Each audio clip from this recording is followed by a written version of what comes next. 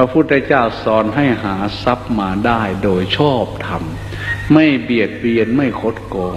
เมื่อได้มันมาแล้วจงรู้จักใช้สอยให้มันเป็นจงก้าวสู่เส้นทางแห่งอริยชนท่านจะเป็นผู้ชนะโลกทั้งสอง